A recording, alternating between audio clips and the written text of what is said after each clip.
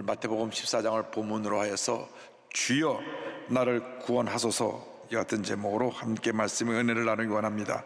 우리가 한 번뿐인 인생을 살아가는데 평범하게 한평생을 살아가는 것도 큰 복입니다. 태어나면서부터 장애를 갖고 태어난 분은 그 선천적인 장애로 인해서 평생 동안 누구에게도 그 고통과 아픔을 제대로 이야기하지 못하고 힘들고 어려운 인생을 살아가야만 합니다. 또 살다가 불의의 사고로 장애를 당한 분, 또 어릴 때 부모님이 돌아가서 홀로 고아로 자라는 분들, 그런 분들은 정말 남들보다 몇 배로 힘든 인생을 살아가고 있는 것입니다. 그래서 이렇게 평범하게 사는 것도 은혜와 축복이라는 것을 잊지 말아야 합니다. 그러나 우리가 기억해야 될 것은 몸에 장애를 가지든지 어떤 어려움에 처해서 고통스러운 삶을 살고 있든지 늘 몸이 약해서 병원 시설을 줘야 되는 그런 삶을 살고 있다고 할지라도 예수님을 구세주로 영접하기만 하면 예수님 안에서 우리가 모든 문제와 어려움을 이겨내고 우리 마음에 기쁨과 평안함을 가지고 살아갈 수가 있습니다. 예수님을 내 삶의 주인으로 모시고 사는 것이 행복이요 은혜요 기쁨이요 축복인 것을 잊지 않게 되기를 바랍니다. 그럼에도 불구하고 우리가 이 세상을 살아가는 동안 끊임없이 고난의 풍랑이 다가옵니다. 먼저 고난의 풍랑에 대해서 함께 오늘 말씀을 생각해 보기 원합니다. 마태복음 14장 24절입니다. 배가 이미 육지에서 술이나 떠나서 바람이 거스름으로 물결로 말미암아 고난을 당하더라. 예수님의 제자들이 갈릴리 바다를 건너가다가 풍랑을 만났습니다. 그런데 그들이 풍랑을 만나게 된 이유는 그 배에 예수님을 모시고 있지 않았기 때문입니다. 예수님 홀로 산에 기도하러 가시고 저들만 배를 타고 갈릴리 바다를 건넌 것입니다. 예수님이 산에 기도하러 올라가면 다 같이 따라 올라가서 같이 기도했어야 되는데 자기들이 먼저 건너가라고 말씀하신다고 해서 먼저 배를 타고 건너가다가 풍랑을 만난 것입니다. 그렇습니다. 우리가 인생을 살아가면서 왜 우리에게 고난의 풍랑이 다가오느냐? 내 배에 선장 대신 예수를 모시지 않았기 때문에, 내 삶의 주인 대신 예수를 모시지 않았기 때문에 풍랑이 다가오는 것입니다. 우리는 일상 살아가면서 우리의 혼자 힘으로 살아갈 수가 없습니다. 우리에게 다가오는 그 많은 문제를 스스로 헤쳐나갈 수가 없습니다. 그렇기 때문에 우리의 배에 선장 대신 예수님을 모셔야 됩니다. 내가 내 삶의 주인으로 살지 말고 예수님을 나의 삶의 주인으로 모시고 내 배 선장으로 모시고 살아갈 때 우리는 모든 풍랑을 이겨낼 수가 있고 하나님의 은혜와 축복 가운데 살아갈 수가 있게 되는 것입니다. 왜 내게 풍랑이 다가오느냐? 대부분의 경우에 내가 주님 뜻대로 살지 못하기 때문에, 내 배에 예수를 모시기 못했기 때문에 나의 잘못을 인하여서 주님이 우리를 깨뜨리시느라고 고난의 풍랑을 보내주시는 것입니다. 회개하라고 고난의 풍랑을 보내주시는 것입니다. 그래서 풍랑을 만날 때 우리는 주님 앞에 회개하고 돌아 나와야 됩니다. 주님 저를 용서하여 주옵소서. 제가 주님 뜻대로 살지 못했습니다. 교만했습니다. 내 고집대로 살았습니다. 주님 저를 용서하여 주옵소서. 주님 앞에 나와 부르짖어 기도하고 또 기도하고 또 기도할 때 주님께서 그 기도를 들으시고 응답해 주시는 것입니다. 다윗이 고난을 당하여 하나님 앞에 부르짖어 기도합니다. 시편 22편 1절 2절입니다. 내 하나님이여 내 하나님이여 어찌 나를 버리셨나이까? 어찌 나를 멀리하여 돕지 아니하시오며 내 신음 소리를 듣지 아니하시나이까? 내 하나님이여 내가 낮에도 부르짖고 밤에도 잠잠하지 아니하오나 응답하지 아니하시나이다. 19절 20절입니다. 야훼여 멀리 하지 마옵소서. 나의 힘이시여 속히 나를 도우소서. 내 생명을 칼에서 건지시며 내 유일한 것을 개의 세력에서 구하소서. 그런 고난 당하여 그 고통 가운데 주님께 부르짖었습니다. 주여 나를 도와주옵소서, 나를 도와주옵소서, 나를 도와주옵소서.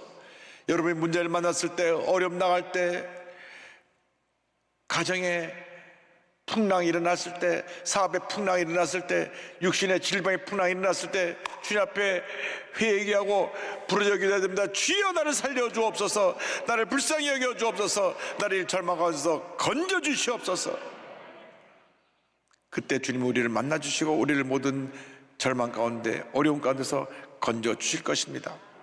풍랑을 만났을 때 풍랑으로 걸어오시는 예수님을 만나야 합니다. 14장 25절입니다. 밤사경에 예수께서 바다 위로 걸어서 제자들에게 오시니, 밤사경 새벽 3시쯤에 예수님께서 풍랑이 있는 물 위로 걸어오셨습니다. 하나님은 홍수 위에 자정하시는 기적의 하나님, 능력의 하나님이신 것입니다. 시편 29편 10절입니다. 야훼께서 홍수 때에 자정하셨으며 야훼께서 영원하도록 왕으로 자정하시도다. 하나님은 절대 우리를 풍랑 가운데 홀로 외롭게 내버려 두지 아니하십니다. 이 세상 사람이 다 나를 등지고 나를 외면하고 떠나도 절대로 주님은 우리를 떠나지 아니하시고 절망의 자리에 찾아오셔서 우리를 건져주시고 우리를 위로하여 주시고 우리를 품어주시고 우리에게 새 힘과 용기를 불어넣어 주시는 것입니다. 사람들은 잘 될 때 주변에 몰려들지만 어렵고 힘들면 쫙 물이 빠져나가듯이 주변을 떠납니다. 그러나 우리 주님은 온 세상 사람이 다 나를 버리고 떠나서 내가 홀로 내 등에 쳐 밤잠을 이루지 못하고 눈물로 베개를 적셔도 우리를 떠나지 아니하시고 우리 곁에 오셔서 우리를 꼭 안아주십니다. 그래서 찬송가 88장 2절에 보면 그런 가사가 있습니다. 온 세상 날 버려도 주 예수 안 버려 끝까지 나를 돌아보시니 주는 저 산 밑에 백합 빛나는 새벽별 이 땅 위에 비길 것이 없도다. 절망의 순간에 주님이 찾아오십니다. 그리고 주님 말씀하십니다. 마태복음 14장 27절입니다. 예수께서 즉시 이르시되 안심하라 나니 두려워하지 말라. 안심하라 나니 두려워하지 말라. 나니 두려워하지 말라. 여러분이 절망에 빠졌을 때, 고난의 풍랑에 빠졌을 때, 문제에 빠졌을 때, 질병의 어려움에 빠졌을 때 주님 말씀하십니다. 나니 두려워하지 말라. 어떤 풍랑이 엄습해 와서 여러분을 고통 가운데 몰아넣었다고 할지라도 주님 말씀하십니다. 나니 두려워하지 말라. 할렐루야. 이사야 41장 13절에 이와 같은 위로의 말씀이 있습니다. 이는 나 야훼 너의 하나님이 내 오른손을 붙들고 내게 이르기를 두려워하지 말라 내가 너를 도우리라 할 것임이니라. 두려워하지 말라 내가 너를 도우리라. 두려워하지 말라 내가 너를 도우리라. 할렐루야. 두려워하지 말라 내가 너를 도우리라. 어제나 오늘나 영원토록 통일하신 우리 주님께서 우리에게 말씀하십니다. 두려워하지 말라. 내가 너를 도우리라. 내가 너와 함께하리라. 내가 너를 영원히 떠나지 아니하리라. 어떤 문제가 어려움이 다가와도 주님만 바라보고 믿음으로 전진 또 전진 또 전진해야 됩니다. 그때 주님께서 우리에게 은혜를 베풀어 주시는 것입니다. 다윗이 일생을 살아간 동안 수많은 풍랑을 만났는데 그때마다 그 고난의 풍랑에서 주님 건져주셔서 그가 말년에 이와 같은 고백을 합니다. 시편 23편 4절입니다.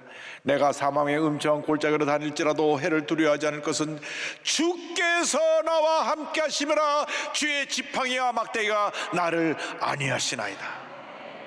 내가 사망의 음침한 골짜기로 다닐지라도 해를 두려워하지 않을 것은 주께서 나와 함께 하심이라. 주께서 나와 함께 하심이라. 주께서 나와 함께 하심이라.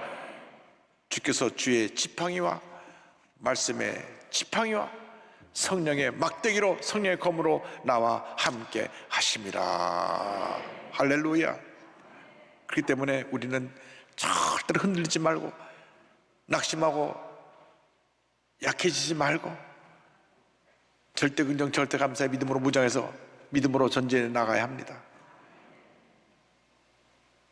고난의 풍랑을 만날 때 주님께서 우리에게 원하시는 것은 믿음으로 나가는 것입니다. 믿음으로 나가는 것입니다.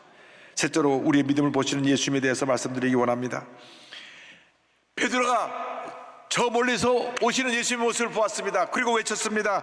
14장 28절입니다. 베드로가 대답하여 이르되 주여, 만일 주님이시거든 나를 명하사 물 위로 오라 하소서 하니, 예수님이 부르십니다. 29절입니다. 오라 하시니 베드로가 배에서 내려 물 위로 걸어서 예수께로 가되,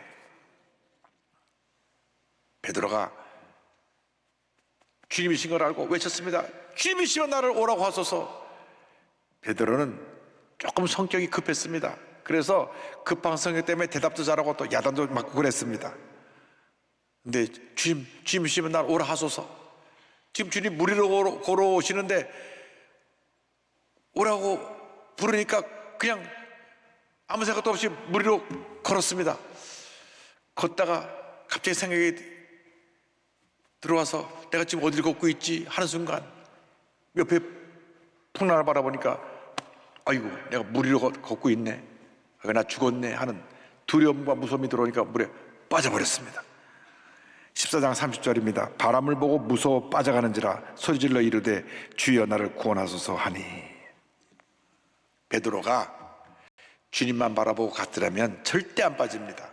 왜? 주님이 오라고 부르셨으니까. 우리가 약속의 말씀을 붙들고 말씀대로 살면 절대로 우리가 절망에 빠지지 않습니다. 문제에 빠지지 않습니다. 시험에 빠지지 않습니다. 왜 시험에 빠지고 왜 절망에 빠지고 왜 문제 가운데 빠지느냐?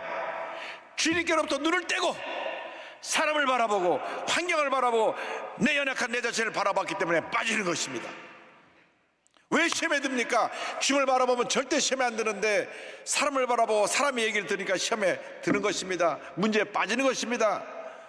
우리는 늘 우리의 믿음이 주님 앞에 바로 서 있는지 우리 자신을 바라보아야 합니다. 절대로 물에 빠지는 신앙으로 살면 안 됩니다. 믿음의 주 온전케 하신 예수님만 바라보고 나가는 우리 모두가 되어야 합니다. 히브리서 12장 2절 말씀입니다. 믿음의 주요 또 온전케 하시는 인 예수를 바라보자. 주님께만 딱 시선을 고정하고 믿음으로 나가라고 하는 것입니다. 영어 NIV 번역을 보면 Let us fix our eyes on Jesus 이렇게 되어 있습니다. 우리 다 같이 시선을 주님께 고정시키자 이렇게 되어 있습니다. 시선을 주님께 고정시키자. 주님만 바라보고 나가면 우리는 백전백승입니다. 그러나 환경을 바라보고 사람을 바라보고 내 자신을 바라보면 빠지는 것입니다. 시험에 빠지고 염려 걱정에 빠지고 문제에 빠지는 것입니다. 아무리 힘들고 어려워도 아무리 풍랑이 거세도 주님을 바라보고 나가면 우리는 풍랑을 거스려 승리하는 삶을 살아갈 수가 있습니다. 믿음으로 걸어나갈 수가 있습니다. 주님만 바라보고 나가는 여러분 모두가 되기를 바랍니다. 절대로 사람 바라보고 환경 바라보고 흔들리지 않게 되기를 바랍니다. 누가 뭐라 그런다고 금방 시험에 들고 낙심하고 누가 나를 업신여겨 무시하면 낙심하고 상처받고 분노하고 그러지 말고 누가 나를 알아주든지 안 알아주든지 무시하든지 안 무시하든지 나에게 뭐라 그러든지 간에 주님만 바라보고 믿음으로 전진 또 전진해 나가야 합니다. 그러나 혹시 우리가 사람을 바라보고 환경을 바라보고 물에 빠진 경우가 있어도 주님이 오셔서 우리를 붙들어서 건져주십니다. 14장 31절입니다. 예수께서 즉시 손을 내밀어 그를 붙잡으시며 이르시되 믿음이 작은 자여 왜 의심하였느냐 하시고, 주님께서 베드로에게 말씀하십니다. 믿음이 작은 자여, 믿음이 작은 자여. 나를 바라보고 믿음으로 왔으면 그냥 와야지 왜 의심하고 걱정하고 물에 빠지느냐. 우리가 시험에 들 때 주님 말씀하십니다. 믿음이 작은 자여 왜 시험에 드느냐. 우리가 무슨 일 때문에 충격을 받고 상처를 입으면 믿음이 작은 자야 왜 충격을 받고 상처를 받느냐 말씀하실 것입니다. 오늘 여러분에게 필요한 것이 절대 긍정 절대 감사의 믿음입니다. 아무리 힘들어도 아무리 어려워도 아무리 문제가 큰 문제가 내게 풍랑을 일으키며 달려와도 엄습해 와도 주님만 바라보고 믿음으로 나아가는 여러분 모두가 되기를 주님으로 축원합니다. 그때 하나님의 은혜가 임하는 것입니다. 주님께서 그를 붙들어서 물에서 건져주시고 배에 오르시니 풍랑이 잠잠해졌습니다. 14장 32절입니다. 배에 함께 오름의 바람이 그치는지라. 예수님께서 우리 배에 오르시면 풍랑이 잠잠해집니다. 개인의 문제, 가정의 문제, 생활의 문제, 직장의 문제, 사업의 문제, 어떤 문제에 풍랑이 일고 있어도 잠잠해지는 것입니다. 얼마나 감사한지. 믿음의 가정에서 자라나서 신앙생활 잘하다가 완전히 세상으로 나갔다가 큰 풍랑을 만나 주 앞에 돌아온 지현호 목사님 간증을 드립니다. 지금 올리브 선교회를 만들어서 선교사님을 섬기고 중보기도 제자 훈련을 하고 있는 귀한 목사님이신데, 원래 독실한 기독교 집안에서 자라난 착실한 모범생이었는데 늘 경찰이었던 아버지를 자랑스럽게 여기고 아버지를 존경했습니다. 그런데 초등학교 6학년 때 영웅처럼 여겼던 아버지가 뇌종양으로 쓰러지시면서 반신불구가 되고 언어로 말도 못하는 상태가 되었습니다. 그래서 온 가족이 아버지 건강을 위해서 40일 동안 간절히 작정기도를 드렸는데, 작정기도가 끝나고 난 후에 아버님이 천국을 가셨어요. 그러니까 도저히 어린 나이 이해할 수가 없었습니다. 어떻게 하나님이 살아계시면 우리 아버지를 이렇게 데려갈 수가 있나. 제가 언젠가 기도한 가운데 깨달은 것 중에 하나가, 주님께서 가르쳐 주시기를, 이 땅에서 오랫동안 병으로 너무 고생하고 중매에 걸린 분들을 주님께서 때때로 일찍 데려가시는 것은 온몸을 완전히 건강하게 만들어주고 치료해주고 회복시켜주기 위해서, 눈물도 근심도 걱정도 고통도 괴로움도 없는 다시는 질병으로 고통당하지 않은 천국으로 미리 부르신 것이라고 말씀하셨습니다. 그런데 그런 믿음을 갖지 못했기 때문에 너무 충격을 받고 그때부터 술을 먹고 막 방탕한 삶을 살기 시작했습니다. 그런데 과부인 어머니가 자기 자녀들을 돌보기도 너무 힘들고 어려운데 외삼촌이 신장이 나빠서 위독하게 되니까 신장을 이식해 준다 그럽니다. 그래서 막 술 먹고 돌아서 난리치면서 절대 엄마 신장 띄워주면 안 된다 그러는데, 어머니가 언젠간 너도 십자가의 복음을 알게 될 날이 올 것이다, 아들아 너를 축복한다, 그 말하고 신장을 띄워줬어요.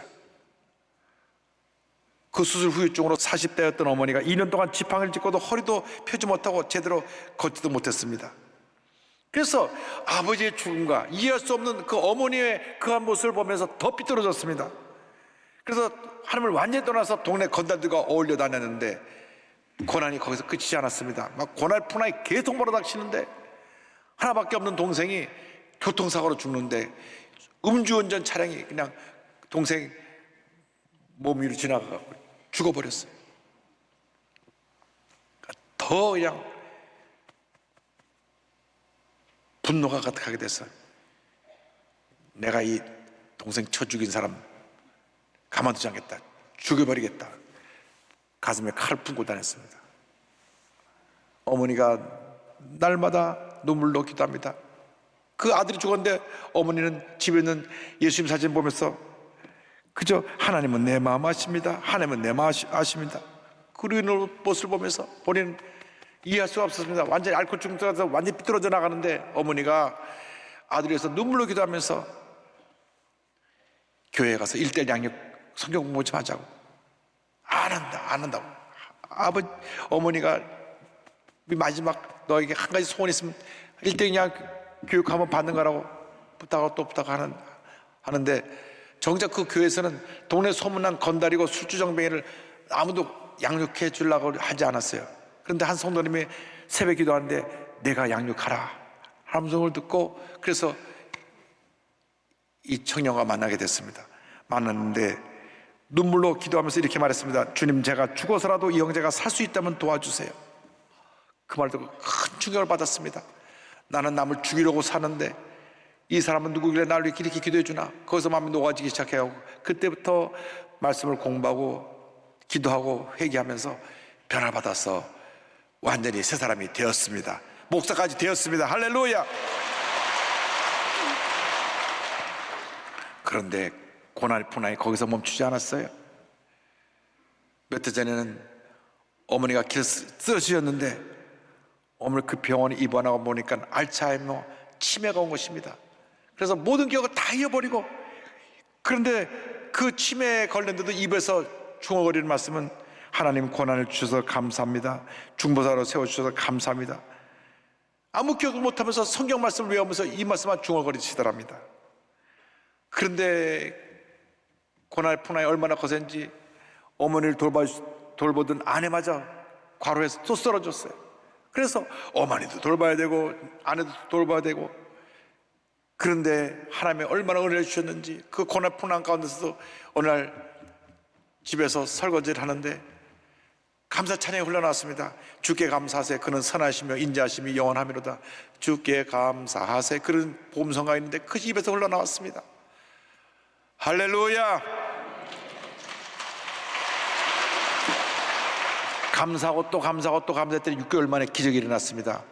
치매로 아무 기억도 없던 어머니가 다시 정신이 못해서 정상으로 돌아온 것입니다. 고난 가운데 고통당하는 분들에게 이렇게 말합니다. 가장 중요한 것은 예배자로 서는 것입니다. 인생의 희로애락 가운데 주님의 은혜와 긍휼을 구하면 하나님께서 그 마음에 힘과 용기를 주십니다. 우리는 하늘로부터 내려오는 거룩한 공급이 없이는 살 수가 없습니다. 여러분, 고난의 풍랑은 누구에나 다가옵니다. 그러나 풍랑 위로 걸어오시는 주님을 바라보고 믿음으로 전진 또 전진 나감으로 모든 문제와 어려움을 이겨내고 승리의 삶을 살아가는 여러분 모두가 되시기를 주님의 이름으로 축원합니다.